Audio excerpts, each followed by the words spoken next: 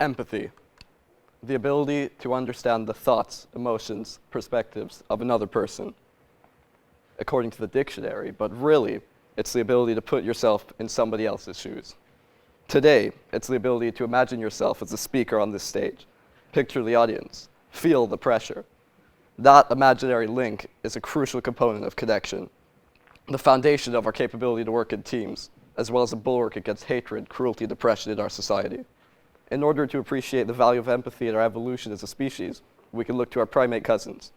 Reciprocal altruism is observed in chimpanzees.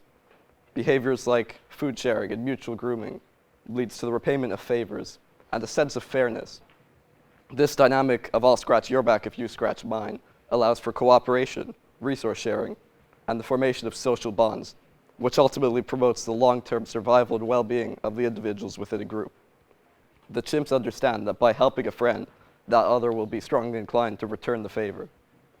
Now, us humans are different from the chimps in that we're able to go beyond this sort of tit-for-tat emotional bookkeeping and exercise empathy in a far more general way.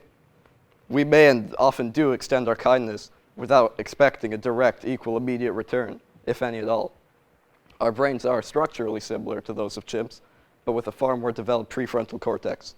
That's the region of the brain in charge of emotional regulation and, to an extent, empathy. Empathy drives us to ask that question, how would I like it if I was treated that way? And helps us to discern good actions from bad, right from wrong.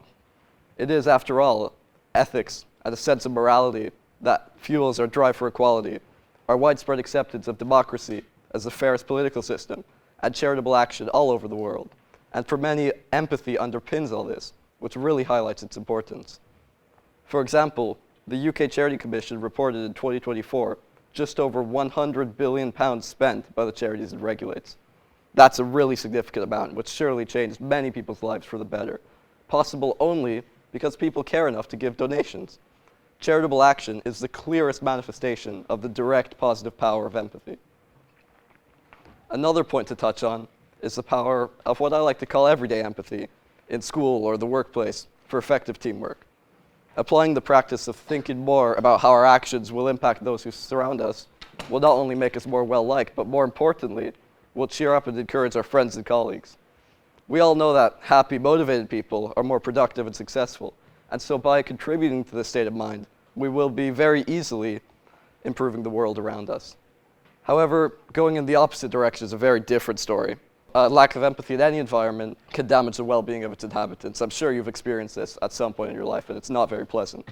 So this brings me on to my last point, the importance of protecting empathy in our society. Too often have I seen on social media claims that caring about others only distracts you from yourself, that we're no more than competition to one another, and this general idea that empathy weakens us, and that needs to be eliminated to make us fully optimized, efficient, self-interested machines. I remind us to see that this is wrong. Empathy is no weakness, but rather, in the eyes of many, the basis for some of the strongest things we have as humans. Our friendships, our relationships, our teamwork, it could all be credited in part to empathy. Now, we can look to an extreme to realize the bleakness of a world without empathy. Take George Orwell's famous book, 1984. I'm sure some of you have read it. It's set in a dystopian future where empathy is a trait so dangerous to the ruling party that's suppressed and banned.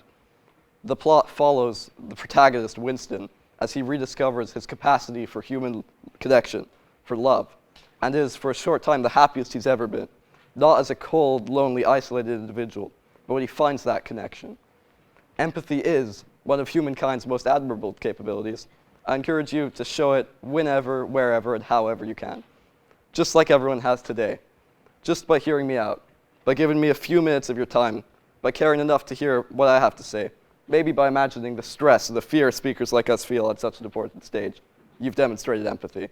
So I'm very grateful to you. Thank you for being such a great audience, and thanks to school and TEDx for the opportunity. That's all from me.